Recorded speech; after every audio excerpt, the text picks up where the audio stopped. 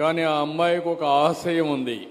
ఆ ఆశయం నాతో పుట్టినటువంటి పేదవాళ్లకు వైద్య సేవలు అందించాలనేది ఆ అమ్మాయి ఆశయం. మీరందరూ గట్టిగా చప్పట్లు కొట్టి అభినందించాలి. పేద కుటుంబాల్లో పుట్టినంత మాత్రాన ఆశయాలు తక్కువ ఉండవు, ఇంకా ఎక్కువే ఉంటాయి. ఓసారి వాళ్ళ జీవితంలో ఆ ఆశయాన్ని నెరవేర్చుకోవడానికి సరి అయిన వనరులు లేక, సరి అయిన సమయంలో సరి అయిన సలహాలు లేక వాళ్ళు చేయలేకపోతున్నారు. అది ఆ అమ్మాయి కోరిక. మీరు విన్నారు. నువ్వేంటి తమ్ముడు, నీ పేరేంటి? నా పేరు గణిప్రకాష్ సార్. రవిప్రకాష్, మీ నాన్న నిన్ను రాడ్ బెండింగ్ తీసుకెళ్ళాడు చదువుకోవాల్సిన వయసులో.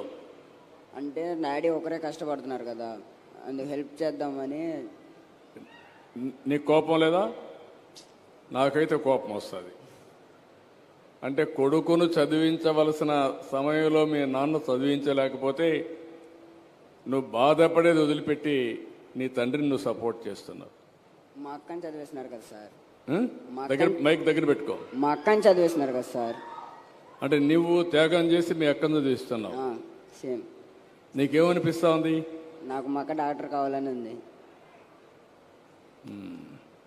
అంటే నువ్వు చదువుకోకపోయినా పర్లేదా?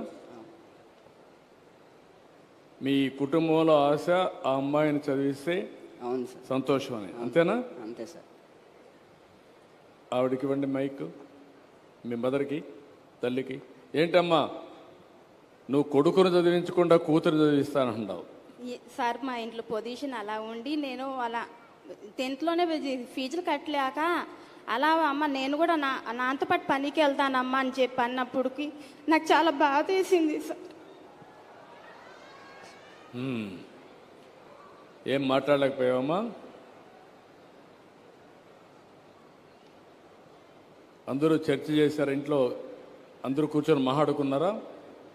మాట్లాడుకున్నాం సార్. మాట్లాడుకున్నారా? పిల్లలిద్దరిని కూర్చోబెట్టి భార్యాభర్త మాట్లాడుకున్నారా? మాట్లాడుకున్నాం సార్. నలుగురు మాట్లాడుకొని నిర్ణయం చేశారు. అవును సార్. బాధేస్తుంది. ఆ తల్లి బండ బాధ మీరు చూశారు. ఒక్క నిమిషం.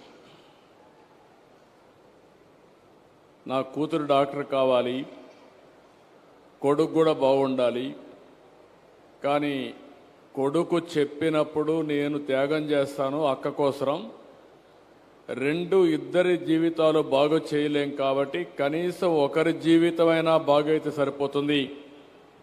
అక్కను ఎంబీబీఎస్ చదివించడానికి నేను రాడ్ బెండింగ్కి వెళ్ళి మా తండ్రితో సమానంగా డబ్బులు సంపాదిస్తానని చెప్పాడంటే ఆ తండ్రి ఇప్పుడు కూడా కళ్ళలో నీళ్లు పెట్టుకున్నది. అయిష్టంగా ఒప్పుకున్నాను, మనసు చంపుకొని ఒప్పుకున్నాను. కనీసం ఒక్కరినైనా చదివిస్తే అది చాలున ఆనందపడ్డానని ఆ తల్లి చెప్పినప్పుడు తల్లి యొక్క బాధ మీరు అర్థం చేసుకోవాల్సిన అవసరం ఉంది. ఇది ఒక కుటుంబం యొక్క బాధ కాదు, ప్రతి ఒక్క కుటుంబంలో ఉండే ఆలోచనలు, బాధలు, యాస్పిరేషన్స్. అవి సాధించలేకపోయినప్పుడు మొట్టమొదటి మీరు చూశారు, కుటుంబం అంతా కూర్చొని ఆలోచించి ఆ అమ్మాయిని ఎంబీబీఎస్ చేస్తే కనీసం